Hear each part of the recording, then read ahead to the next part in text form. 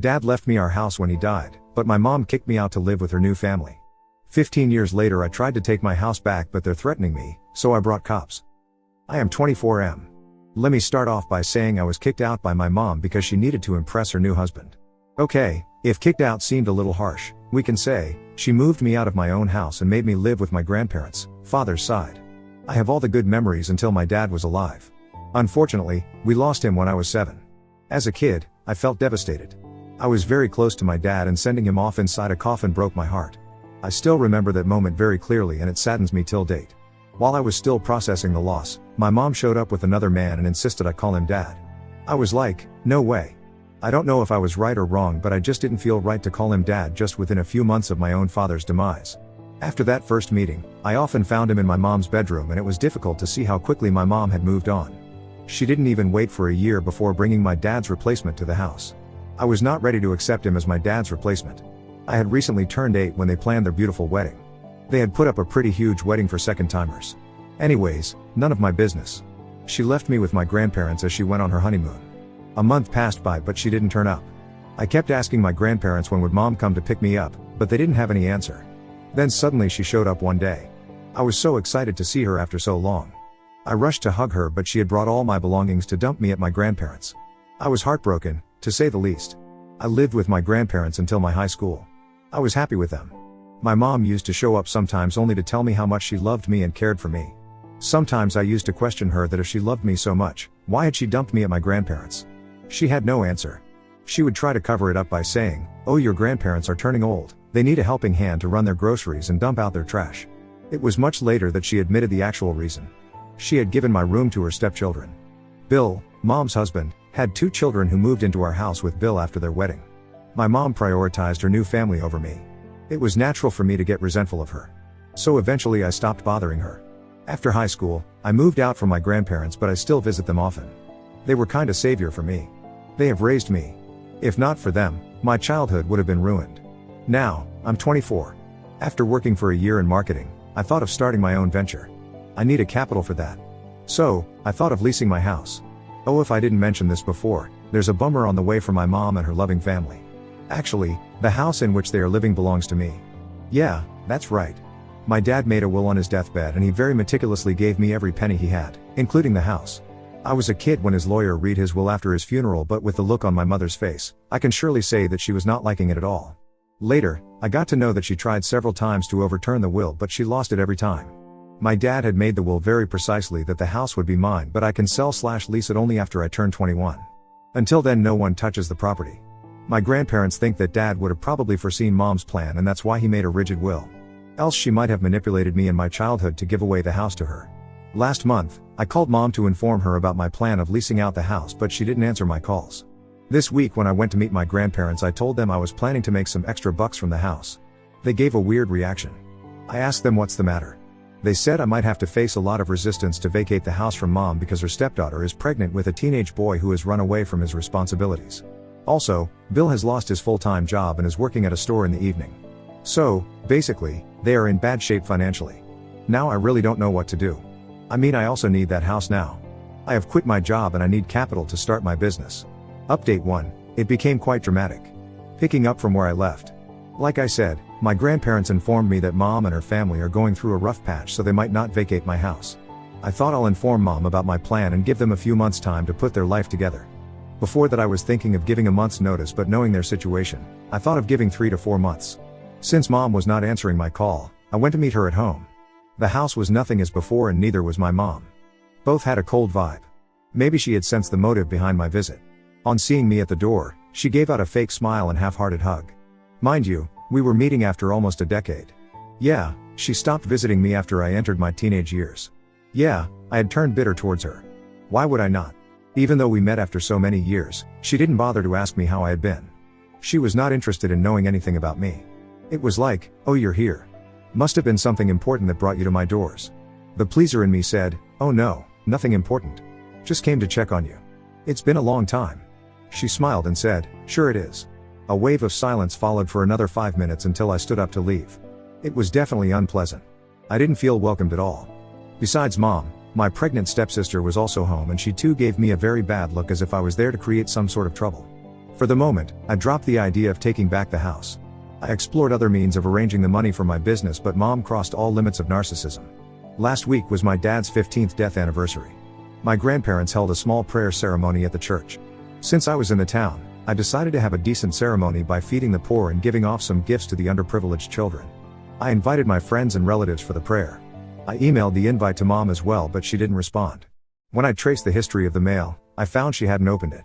This was my first mail to her. I thought it went to a spam folder or something, so I showed up at her house again. This time mom wasn't at home. My stepsister Brenda answered the door. No hello, no greetings, a straight question slapped on my face. You're back again? What's the matter? I said I was there to meet mom. She said, with the way she spoke to you last time, do you think she wants to meet you again? She said it so bluntly that I couldn't get what she said, and I spit it out that I was there to invite mom for the prayer ceremony of my dad. She chuckled in my face and said, that was like centuries ago, you're still holding that up, get over it. I said, excuse me, he was my dad and it's none of your business to comment. She rolled her eyes and pushed off to her room. I sat there like an idiot for a few more minutes and then I left a note for mom at the table. I asked her to call me back. She called me the next day and I told her about the prayer ceremony. She remained quiet for a minute and then said she would not be able to make it because she had to take her Brenda for a checkup. That was a bummer. I mean, she could have said that she would try, but turning it down outrightly was disappointing. I replied sarcastically, yeah, of course they are your priority. We are no one to you, so be it. Good luck raising that narcissistic woman and her bastard child. She flipped out that I used that word. I said why would I be nice to her when she was so mean to me? She made fun of my emotions. To defend her, mom said, it was natural for her to get furious. You can't talk about dead in front of a pregnant woman. You're such an insensitive dud like your father. The moment she said that, I lost my mind. I yelled at her that she should not talk trash about my father. If anyone who's insensitive here, it has to be her, the way she was talking about my dead father.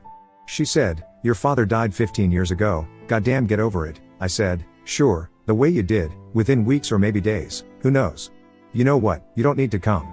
My father would not like your prayer after seeing your true colors. I hung up the phone saying this. The same day I hired a lawyer and started the process of sending a legal notice of eviction. The lawyer took some 15 days to validate my dad's will and send the notice to mom. As expected, when the eviction notice reached them, she freaked out. Apparently, she never thought I would go to such lengths to extract my revenge on her for not attending dad's prayer ceremony. I laughed at her voicemail and blocked her. When she couldn't contact me anywhere, she showed up at my grandparents' place. I wasn't there at that time. Oh yeah, I'm living with my grandparents again until I put my life together. My mother requests my grandparents to convince me to withdraw the eviction notice. My grandparents are calm and nice people, that's why they didn't throw her out. They said they don't have any say in this, it's my property and I get to do anything I want. Fair enough. The answer didn't go well to her and she blamed my grandparents for raising me as an entitled brat. Really? What was she smoking when she said that? I asked my grandma why she did not say anything to my narcissistic mom. Grandparents were like, we don't want to mess up with such a woman. I said I want to mess up and now I'm not gonna let them live in my house for one extra day. I gave the eviction notice as per the tenants law in the country, though they are not tenants. They ain't paying any rent to me.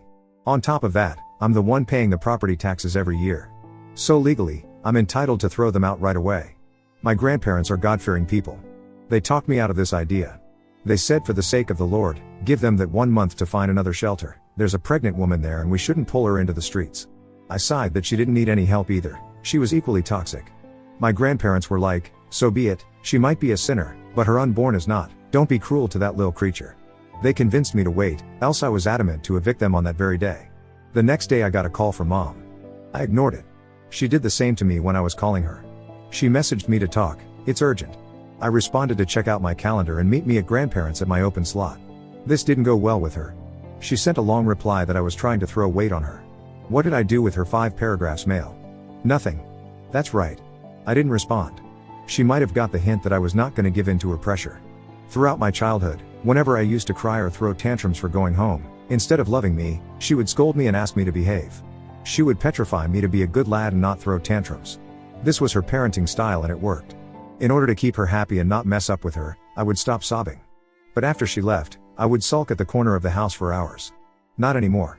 It's time for her to sulk, but sadly she won't have a corner to herself. So she came to meet me and I deliberately made her wait for an hour. She got anxious. I asked my grandparents to stay out of it. She kept asking them about me. They said they don't know and swiftly pushed back to their room.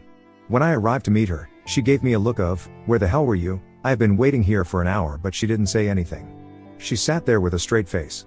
People in her situation would have tried to please me but remained solid on her grounds. She said, "Okay, let me start. I can't sit here forever. I have jobs to do," I murmured under my breath. "Oh sure, you do, finding a house is a difficult job." She gave me an annoyed look and said, "What is this notice about?" I replied, "It is written in English. I'm sure you can read that, or do you want me to do that for you?" She was absolutely pissed off. She threw the notice at my face and said she was not going to vacate the house on the basis of some stupid notice. After she was done yelling, I said, "Then let's wait and witness the repercussions of not following the court order." She was like, "I gave birth to you, don't you try to outsmart me. That house is of my husband and no one can throw me out from there." I said, "Surely, a legal heir can." I was responding to her calmly in order to piss her off, and she did get pissed off. But the moment she referred to my dad as her husband, I lost my mind. Really? You have the audacity to call him your husband when you skipped his prayer saying he was history. You don't deserve his house. You are just squatters, and I'm gonna free that house from all leeches. She stood up and said she was done being nice to me and now I'll have to deal with her lawyer. I laughed and said sure, by all means. We still have 20 days to go. Let's see what next she pulls up from her sleeves. Update 2, I got the house after a lot of tussle. Like I mentioned in my earlier post, I gave 30 days notice to mom and her family to evict the house. She came to me and tried to gaslight the entire thing. I shut her down and she leaves. The next series of events was nothing but pure narcissism by them. Could you believe that her stepdaughter, Brenda, came charging at me and on top of that threatened to press a harassment case on me? She was playing her pregnancy victim card, like I can do anything I want because I'm carrying a child inside me. I said, "Woman, pregnancy is not a ticket to get away with your nuisance." She tried to mess up with my grandparents until we showed her the camera installed across the house. I said, "One more time you set your foot here, I'm gonna get you arrested." Then comes my mother to defend her golden stepdaughter. She accused me of abusing and mentally torturing her pregnant Brenda. She said she is gonna sue me for this. I said, "Sure, let the judge decide basis the camera footage." When she no longer could win through force, she mellowed down. She started sobbing and said what did she do wrong in raising me that I became a self-centered individual. She started blaming herself for not raising me properly. She in fact brought my dead father in between and said it was his fault that he died so early and didn't give me a proper upbringing. I said, "Hold on, if anyone is to be blamed, it has to be you. Not for raising me wrong, because you never raised me. I'm raised by my grandparents and they did a pretty good job. You should feel sorry for abandoning me, but you know what, glad you didn't raise me. I see how badly you have raised your stepdaughter." I brought up her teen pregnancy thing also. I know I shouldn't have done moral policing, but in the moment of rage, I did. Naturally, she got furious at me. I realized that I had overstepped my boundaries, so I remained quiet after that. I said I didn't want to get into any further talks. I just want my property back. I have let them live there for free for so many years. Now I really need it. I tried to make her understand my situation, that I had quit my job and needed money to start my business. So, I would be leasing the house. She flipped out that I was throwing them out only to let other strangers live there. I said the other strangers are gonna pay me rent. If you agree to pay, you can live there. She again freaked out that I was bringing money into the family matters. I said, "There ain't any family here. You threw me away like a pile of garbage and hardly checked on me. My birthdays, Christmas, Thanksgiving, you barely showed up, and even when you did, you made me feel that you were doing me a favor. What kind of mother does that? A mother like you, right?" She tried all means to manipulate me, gaslighting, guilt tripping, and her usual ones, anger.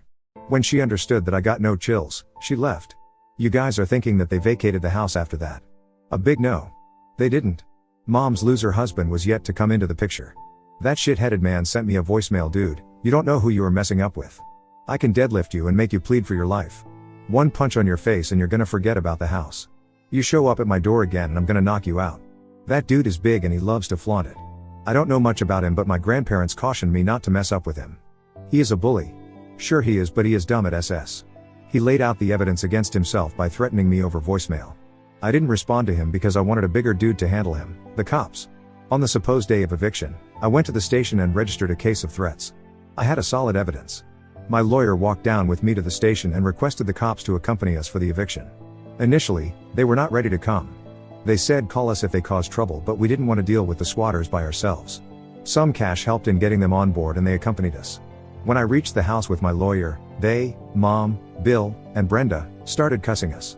Her loser husband even came out with a hockey stick, but as soon as they saw the cops' vehicle behind our car, he stepped back. The cops showed them the eviction notice and asked them to leave. They were so confident of chasing me out that they didn't even pack their stuff. They asked the cops to give them a further 1 month's time.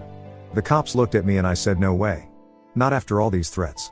They started using Brenda's pregnancy to buy a few more days, but I put my foot down and said, "Now. I got some weird looks from the cops that I was insensitive, but I was following the legal route, so no one had any say. They further bargained to give a day's time. I said 3 hours from now. They gave me looks of bitterness.